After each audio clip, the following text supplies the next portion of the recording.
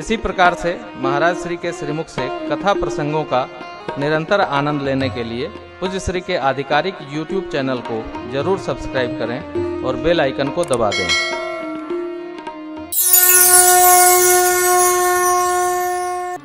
क्या कहा भोले बाबा ने? दंपति धर्म आचरण नीक माने उत्तम प्रकार से। अतिथि सेवा, अतिथि देवो भव, आचार्य देवो भव, आचार्य पूजा, पितृदेवो भव, पितामह ब्रह्मा ही पितृ हैं।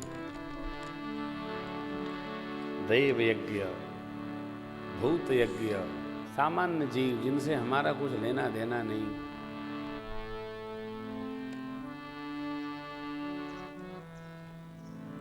ब्रह्म यज्ञ, सदग्रंथों की रचना, सदग्रंथों का वितरण, सदग्रंथों में सदगति, मन की गति, भाव गति, व्यवहार गति, दंपति धर्म। 5 यज्ञ है जिनको महायज्ञ कहा गया है। देव यज्ञ, भूत यज्ञ, ब्रह्म यज्ञ, पितृयज्ञ और अतिथि यज्ञ। अतिथि देवता है। अभ्यागत जो बिना बताए आ गया वो देव तुल्य है, उसका सम्मान हो। प्रसंग के आश्रय मनु जी महाराज ने सुष्टता शिष्टता पूर्वक सब संभारा। देखिए, युग की दोहाई न दी जाए। युग बुरा नहीं, युग बहुत अच्छा है। युग धर्म है साहब, कहीं युग धर्म नहीं है। हमने मान रखा है युग धर्म, इसलिए युग धर्म है, कुछ नहीं। हम तो नहीं मानते। हम जिस युग धर्म में जीते हैं वही युग धर्म है।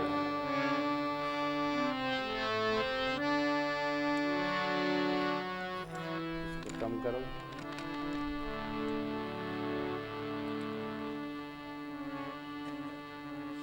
हमारे जीवन में धर्म कहां से प्रवेश न करे, हमारे जीवन में धर्म उपस्थित ही रहे, यही जीवन है। आचरण नहीं कहा। हमको देखकर लोग धर्म व्यवहार पालन करें। हमको देखकर लोग धर्म व्यवहार में प्रयुक्त हों, संलग्न हों। उपदेश न हो, संदेश हो। किससे? जीवन से। तो सुबासित हो जाएगा। कलयुग ऐसा वैसा होता है, कुछ नहीं होता है। आपने कल लीला में दर्शन किया, वो तो सतयुग का समय रहा। हिरणाक्ष आया, हिरण्याकशिपु का छोटा भाई, और कनकशिपु और हाटकलोचन, और हिरण्याकशिपु आया। वो तो वही युग था। वो कौन युग बदला? आज तो बहुत अच्छा है।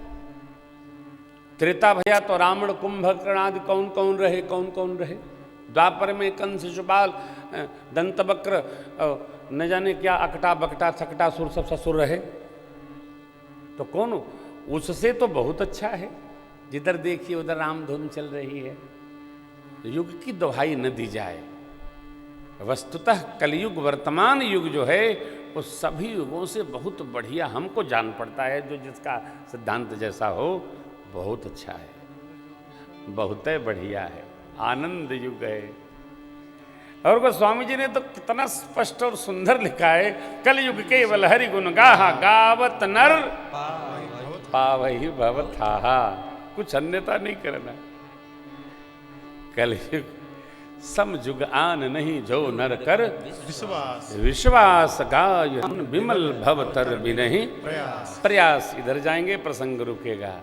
तो युग बहुत अच्छा है, बहुत सुंदर समय चल रहा है। भगवान का स्मरण आए, इससे सुंदर समय क्या होगा। भगवान की लीला में हमारी रुचि हो, इससे सुंदर समय क्या होगा। भगवान का स्मरण करने का मन हृदय दोनों तैयारी कर रखा, इससे सुंदर समय कहाँ होगा। बहुत पहले एक बात आई थी, हम देने की प्रवृत्ति रखें, लेने की नहीं। हम ठगा भले जाएं, किसी को ठगे नहीं, ये धर्म है। एक कोई महात्मा ओ 925 मन मिठाई का संकल्प था, बांट रहे थे। एक गांव की बेटी खड़ी थी, छोटी सी 12 साल की बिटिया। तो महात्मा देखे, उनको ममत्व जगा। ब्रह्मचारी जी से बोले, ओ देखो बेटी खड़ी है, उसको भी कुछ दे आओ। सब ले रहे थे, बेटी ने कहा नहीं, मैं नहीं लूंगी। ब्रह्मचारी जी बोले, गुरु जी ने कहा है लो, क्यों नहीं लोगी। नहीं, मेरी माँ ने मना किया है। गुरु जी के पास ले गए। गुरु जी ने कहा, बेटी प्रसाद का मिष्ठान है, क्यों नहीं ले रही हो। बोली नहीं, मेरी माँ ने मना किया है। कहा है कोई समस्या है। नहीं, मेरी माँ ने कहा कि बेटी 2 हाथ ऊपर है, 2 पांव नीचे है, बीच में पेट है। जब तक कुछ काम न करना, किसी से बिना काम का कुछ नहीं लेना। अरे वो संत भगवान दिव्य महापुरुष उस बेटी को बोले, मुझे अपनी माँ के पास ले चलो। माँ के पास ले गए, मिष्ठान्न भी ले गए कि बेटी नहीं लेगी तो माँ ले लेगी। माँ के पास गए, प्रसंग सुनाए और पूछे, इस बेटी के पिता कहाँ हैं। बोले महाराज, वो तो समय से पहले भगवान के श्री चरण में चले गए, हम माँ बेटी ही हैं। आपने ऐसा शिक्षण क्यों दिया। बोले मैंने नहीं दिया, मेरे देव ने हम दोनों से कहा था, जीवन में कभी भी बिना कुछ किए किसी से प्राप्त नहीं करना, नहीं तो उसका फल उत्तम नहीं होता है। इसलिए महाराज, पतिदेव के जाने के बाद जो संपत्ति खेती बाड़ी थी, वो हमने गांव के प्रधान जी को देकर उस पैसे से, गांव में कुआं नहीं था, जल के लिए खुदवा दिया और वहाँ प्याऊ लगाकर पशुओं के लिए एक गृह बनाया छोटा सा, और गांव के लोग उससे पानी मिलते हैं। पति को भी आत्मिक शांति मिली, हमको भी बड़ा सुख मिला। हम दोनों विपर्या करके गांव व्यवहार में अपना जीवन चलाते हैं। हम किसी का दिया नहीं खाते हैं।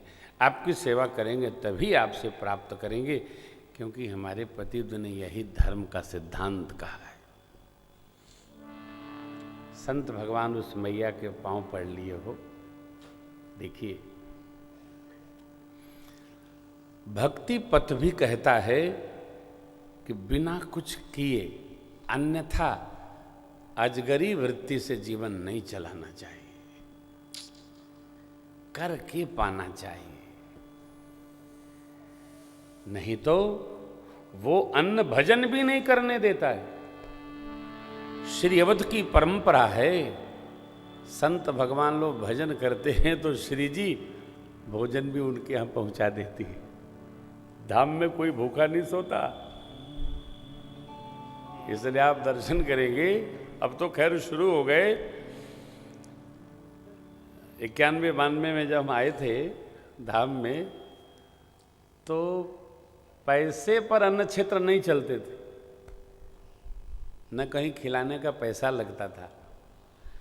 अब तो भगत लोगों की जीभ भी कई तरह की सब्जी खाने लगी, उसमें चटनी अचार भी चाहने लगी, इसलिए वो भी व्यवस्था बन गई। परंतु संत भगवान लोगों की सेवा में रहकर तो भैया जो मिल गए, ऐ चावल नहीं मिला माड़े मिला, भजन करना है, पीकर महापुरुषों ने, ये कथा है और सत्य कथा है। ऐसा नहीं है, सत्य कथा है। तो बिना किए नहीं प्राप्त करना, जहां मिल गया वहीं प्राप्त कर लिया, ये भी व्यवहार नहीं है। इसलिए दंपति धर्म आचरण नहीं कहा। राजा जैसा होता है, प्रजा उसी प्रकार का व्यवहार बनाकर जीवन जीने लगती है। परिवार का पिता जैसा होता है, संतति उसी में गतिमान हो जाती है। मनु जी महाराज की पूरी तपश्चर्या उनके पौत्र ध्रुव जी महाराज के जीवन में उपस्थित हो गई। बाबा तपेंगे तो पौत्र में पौत्री में उपस्थित अवश्य होगी।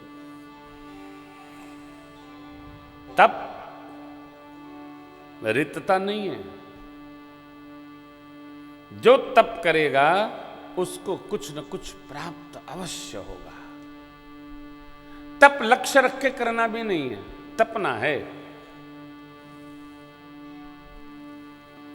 मनु जी महाराज इतने अद्भुत हैं कि पुत्र उत्तानपाद से कहते हैं राजसत्ता संभालिए, लेकिन पुत्र हाथ जोड़कर पिताजी आप हैं, आपसे श्रेष्ठ कौन राजा होगा। जब तक धराधाम पर हैं आपके ही हाथ में राजसत्ता। ना ना, एक दिन पिताजी ने बुलाया, सिंहासन पर बिठाया और बरबस राज सुतहि तब दीना।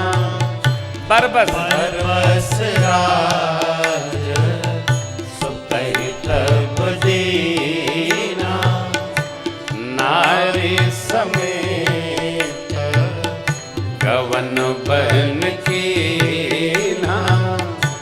नारी समेत गवन बन कीना। तीरथ वर्ण मिश्र विख्याता। तीरथ वर्ण मिश्र विख्याता।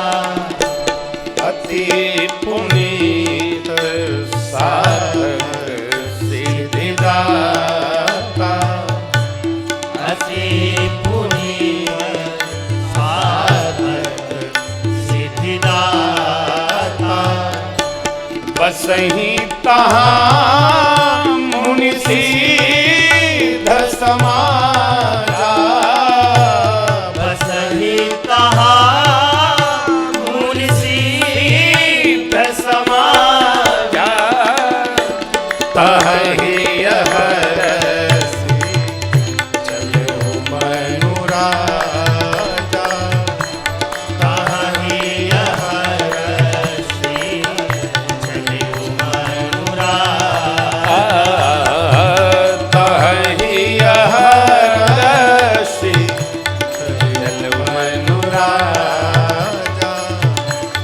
तहि हरसि चलो मनु राजा।